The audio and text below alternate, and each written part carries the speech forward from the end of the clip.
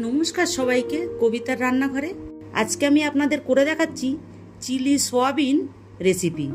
রেস্টুরেন্টের মতন সয়াবিন বাড়িতেই আপনারা তৈরি করে নিতে পারবেন এবং খুব কম সময়ে এই রেসিপিটি তৈরি হয়ে যায় এবং খেতে খুবই ভালো লাগে। চলুন তাহলে দেখে নিন রেসিপিটি। প্রথমে আমি 150 গ্রাম সয়াবিন জলে 10 মিনিটের মতন ভিজিয়ে রেখেছিলাম। এরপর জল ঝারিয়ে তোলার পরে আমি এতে লবণ দিচ্ছি, 2 চামচ ময়দা দিচ্ছি আর 2 চামচ কর্নফ্লাওয়ার দিচ্ছি, আর একটু হলুদ গুঁড়ো দিচ্ছি আর একটু লঙ্কার গুঁড়ো দিচ্ছি, আর একটা ডিম দিয়ে এটা আমি মেখে নেব।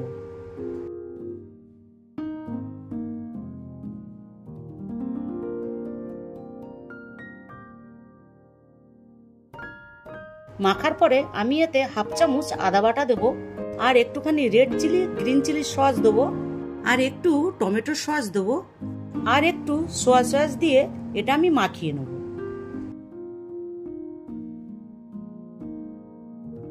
মাখার পরে আমি তেল গরম বসিয়েছিলাম, তেলটি গরম হয়ে গেছে। এরপর সয়াবিনগুলো দিয়ে আমি মাংসের মতন করেই ভেজে নেব।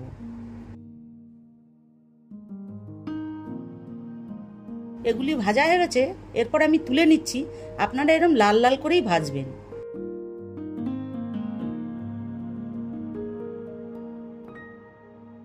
এরপর গরম তেলের ভেতরে শুকনো লঙ্কা, একটু জিরে আর কয়েক কোয়া রসুন কুচনো দিয়ে ভেজে নেব।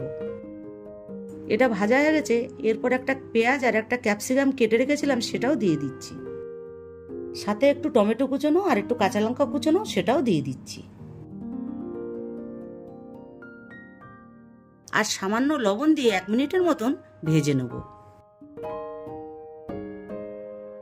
1 মিনিট পরে আমি এর ভেতরে আদা জিরে বাটা দেবো 1 চামচ, আর একটু চিলি ফ্লেক্স দিয়ে ভেজে নেব। এটা ভাজা হয়ে গেছে। এরপর আমি 1 চামচ রেড চিলি আর 1 চামচ গ্রিন চিলি সস দিয়ে দেবো, আর 2 চামচ টমেটো সস দেবো, আর 2 চামচ সোয়া সস দেবো। দিয়ে ভালো করে নাড়াচাড়া করে পরিমাণ মতন জল দিয়ে দেবো। এখানে আমি জলের পরিমাণটা একটু বেশি ব্যবহার করছি, কেন এটা যাতে সয়াবিন জলটা টেনে নেবে। এরপর এতে আমি একটু কাশ্মীরি লঙ্কার গুঁড়ো দিয়ে দেবো। এটা ফুটবে। এটা ফুটে গেছে। এরপর আমি ভেজে রাখা সয়াবিনগুলো দিয়ে দেবো,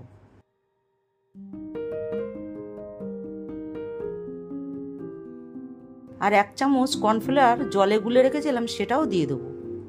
এরপর এটা আরও 2 মিনিটের মতন হাই ফ্লেমে ফুটবে। রেসিপিটি কমপ্লিট হয়ে গেছে। এরপর আমি নামিয়ে দিচ্ছি। এরকম চিলি সয়াবিন রুটি এবং রাইসের সাথে খেতে খুবই ভালো লাগে। রেসিপিটি ভালো লাগলে লাইক শেয়ার কমেন্ট করবেন এবং নতুন নতুন রেসিপি দেখতে পাওয়ার জন্য আমার চ্যানেলটিকে অবশ্যই সাবস্ক্রাইব করবেন।